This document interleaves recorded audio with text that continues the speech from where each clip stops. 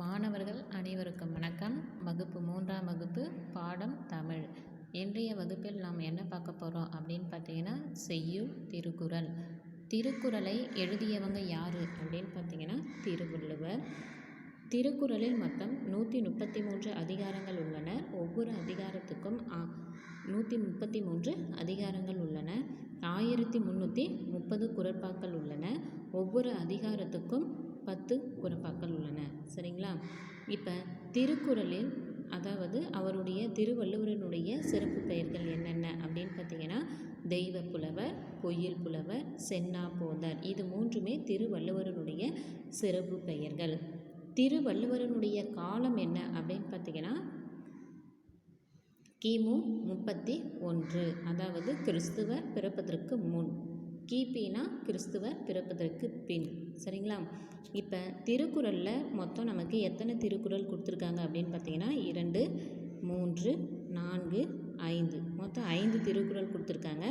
அந்த 5 திருக்குறளுமே நமக்கு மனப்பாட பகுதி. சரிங்களா? 5 திருக்குறளையும் என்ன பண்ணணும்? மனப்பாட அடியாக என்ன பண்ணணும்? படிச்சுக்கணும் எல்லாரும். இதில் ஃபஸ்ட் ஒன் நமக்கு என்ன கொடுத்துருக்காங்க அப்படின்னு பார்த்தீங்கன்னா, அன்புடைமை.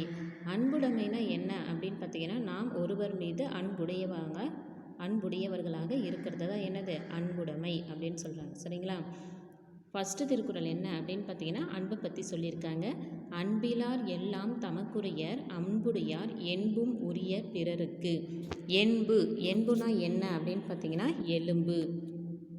என்புனா என்னது? எலும்பு. சரிங்களா? அப்போ அன்பிலார் எல்லாம் தமக்குரிய அன்புடையார் என்பும் உரிய பிறருக்கு. சரிங்களா? அன்பிலார்னா மனதில் அன்பு இல்லாதவங்க யாருமே என்ன பண்ண மாட்டாங்க?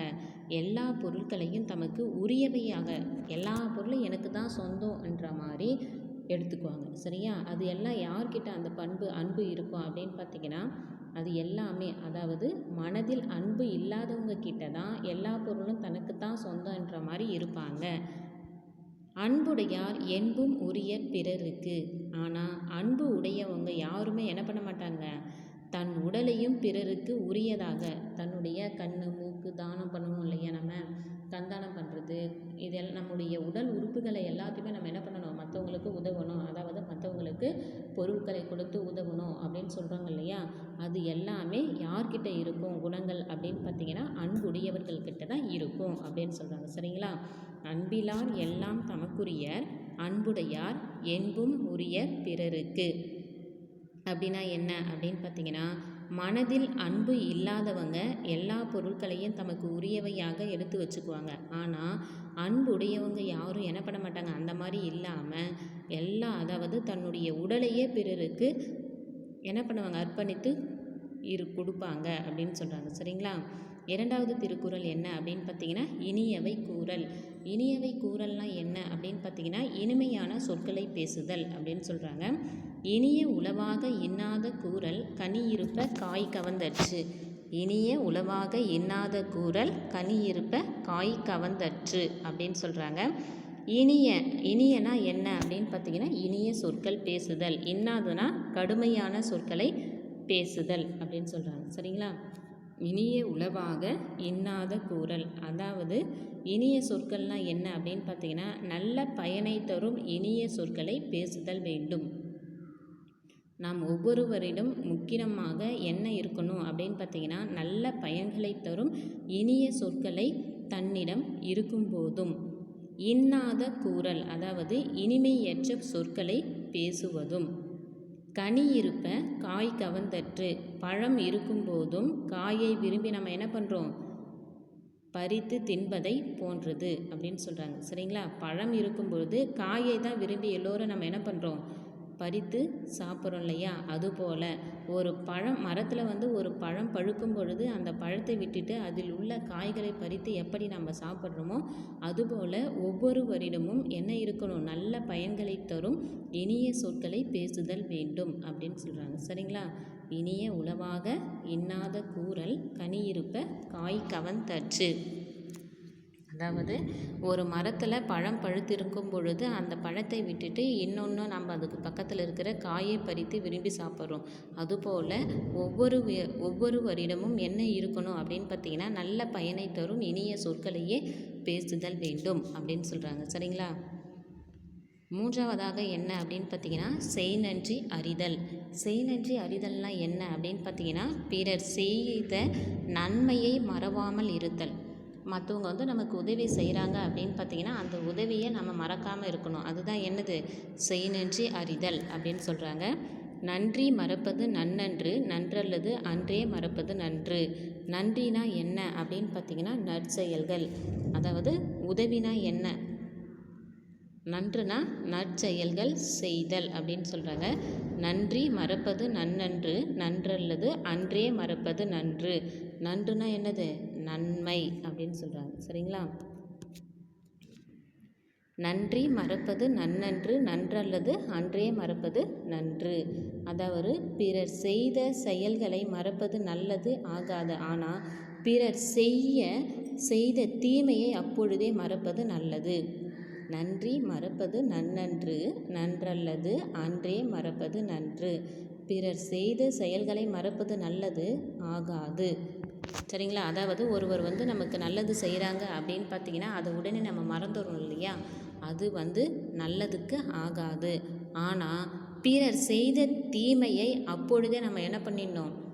மறந்து விடணும். அதை என்ன பண்ணக்கூடாது? கடைசி வரைக்கும் ஞாபகமே வச்சுருக்க கூடாது. சரிங்களா?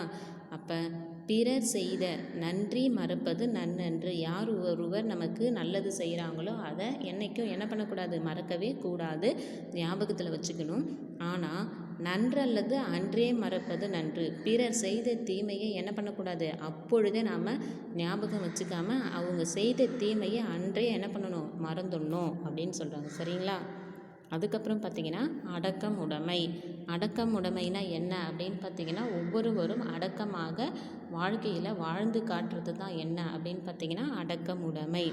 தீயினால் சுட்டப்புண் உள்ளாரும் ஆறாதே, நாவினால் சுட்டவடு. தீயினால் சுட்டப்புண் உள்ளாரும் ஆறாதே, நாவினால் சுட்டவடு.